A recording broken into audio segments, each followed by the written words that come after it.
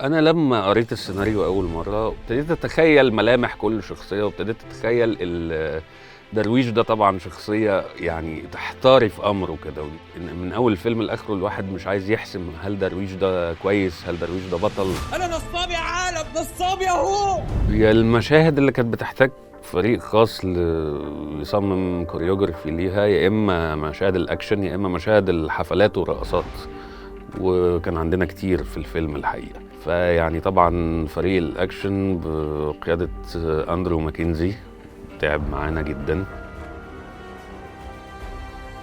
The sequence going from the boat, the escape into the balloon.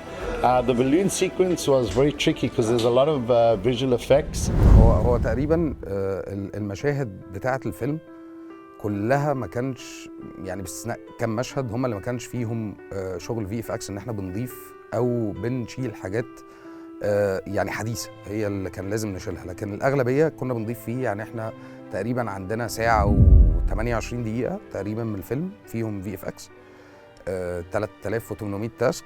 تصميم الرقصات بقى كان على حسب نوع الرقصة، لأن كان في حاجات كتير، فكان معانا أكتر من حد يعني بوجه لهم التحية كلهم بفرقهم.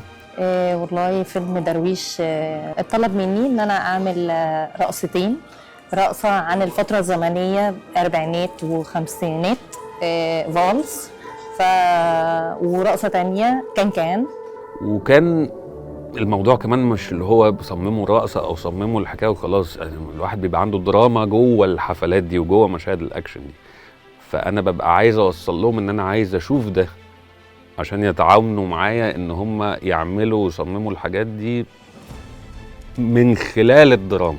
كان لازم له طبعا مذاكرة كبيرة جدا من كل الأقسام، وكمان حاجة صعبة قوي إن المراجع مش دقيق، يعني أصل إحنا ما بنسألش على حاجة تاريخية، أنت بتسألي شكل كوبس النور إيه.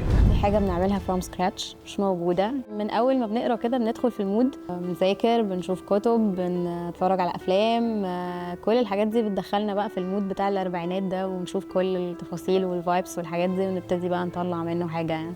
هو الحمد لله ما كانش عندنا حاجات صعبة، لأن احنا مذاكرين وقرينا كتير. طبعا اللبس لما بيبقى مظبوط على الكاركتر ويبقى الممثل في الديكور المناسب وكل حاجة، ده بيساعد الممثلين نفسهم على ان هم يصدقوا اللي هم بيعملوه. انا امير برود ماستر فيلم درويش، ببقى انا اللي مسؤول عن الفرش كل اللوكيشن جوه الفيلم. حضرت فيلم درويش لما قعدت مهندسة الديكور باشمهندسة ياسمين عاطف، كلمتنا على الفيلم وابتدت تقعد معانا تحكي لنا هي عايزه تعمل ايه في كل لوكيشن، هي عايزه تشتغل فيه بطريقه عامله ازاي، الشكل يبقى عامل ازاي. بناء على اللي هي بتقوله لنا احنا بنبتدي نحضر من المخازن الماتيريال اللي ينفع لده. وبدأنا بقى بعد المذاكرة رحلة التنفيذ، يعني وأبطالها بقى كانوا أولاً فريق الفي اف اكس بقيادة حبيبي إسلام كمال. أستاذ وليد كان مهتم بأن كل تفصيلة لازم تطلع حقيقية، لأن لو ما طلعتش حقيقية هو مش عايزها. حابب أقول إن إحنا يعني اجتهدنا على قد ما نقدر إن إحنا نعمل فيلم كويس، يا رب الفيلم يعجبكم واللي إحنا كنا عايزين نوصله يوصل لكم.